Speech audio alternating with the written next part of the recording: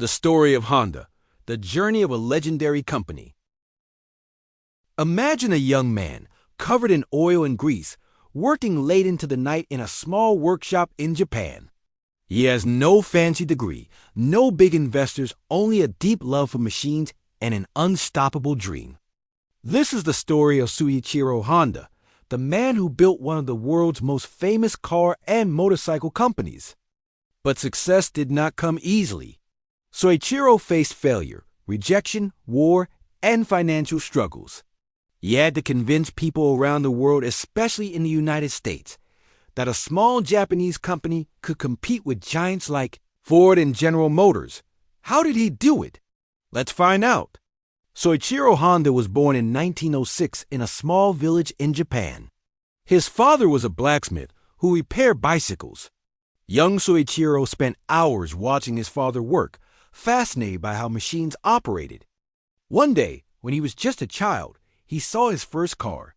It was loud, big, and magical. He ran after it, trying to touch the moving wheels. From that moment, he knew he wanted to build machines. At 15, without much formal education, he left home to work in a small auto repair shop in Tokyo. He worked hard, often sleeping in the garage. He didn't just fix cars, he studied them, taking apart engines and figuring out how they worked. But Soichiro was more than just a mechanic. He was a dreamer, always thinking of ways to make machines better. In 1937, Soichiro started his own company, making piston rings for Toyota. At first, he failed. His designs were rejected. Instead of giving up, he went back to school to study engineering. Finally, he succeeded, and his business grew. But then, World War II happened. His factory was bombed, and later, an earthquake destroyed what was left. He lost everything. Most people would quit, but not Soichiro. After the war, Japan was struggling. People needed transportation, but they had little money. Soichiro had an idea. He attached a small motor to a bicycle, creating a simple, affordable motorcycle. People loved it. In 1948, he officially started the Honda Motor Company. Honda's first real motorcycle, the Dream D-Type, came out in 1949. It was different from other motorcycles, lighter, more efficient, and reliable.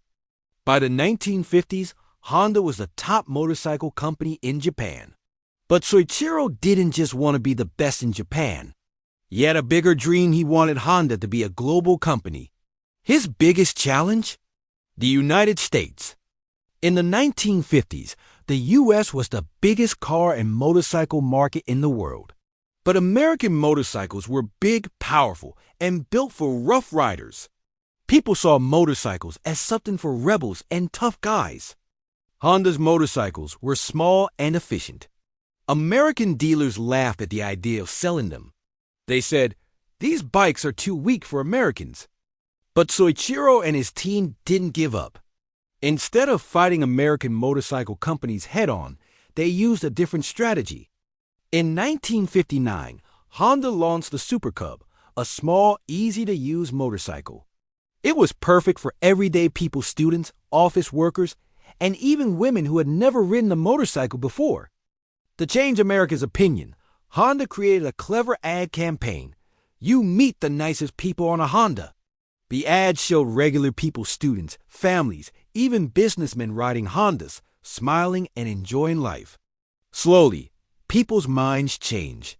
Instead of motorcycles being seen as dangerous, Honda made them friendly and practical. Sales exploded. By the 1960s, Honda was the best-selling motorcycle brand in the U.S. But Soichiro wasn't satisfied. He wanted more. He wanted to build cars. In 1963, Honda released its first cars, the T360, a small truck, and the S500, a sporty car. But competing with American car companies was not easy. At first, Americans didn't trust Japanese cars.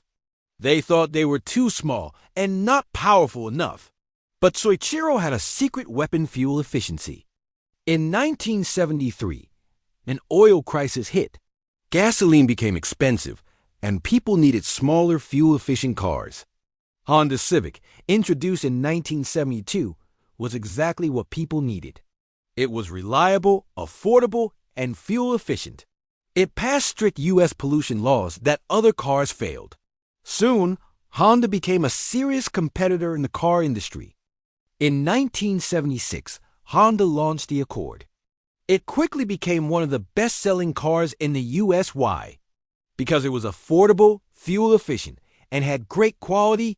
By the 1980s, Honda was no longer just a Japanese company. It was a global brand. It even built factories in the U.S., creating thousands of jobs for Americans. Honda kept innovating.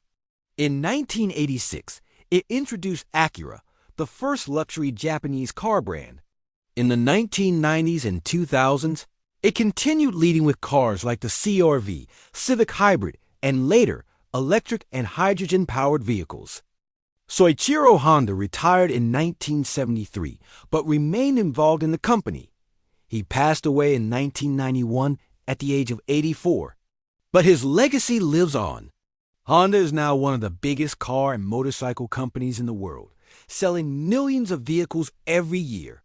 His story teaches us, never give up, even after failure. Think differently and adapt to challenges. Follow your passion, even when others doubt you. Honda started with a simple idea young boy who loved machines and refused to give up. Today, it's a global leader in cars, motorcycles, and even robotics. What do you think about Honda's journey? Have you ever ridden a Honda motorcycle or car? Share your thoughts in the comments. Subscribe to English Audio Cafe for more inspiring stories.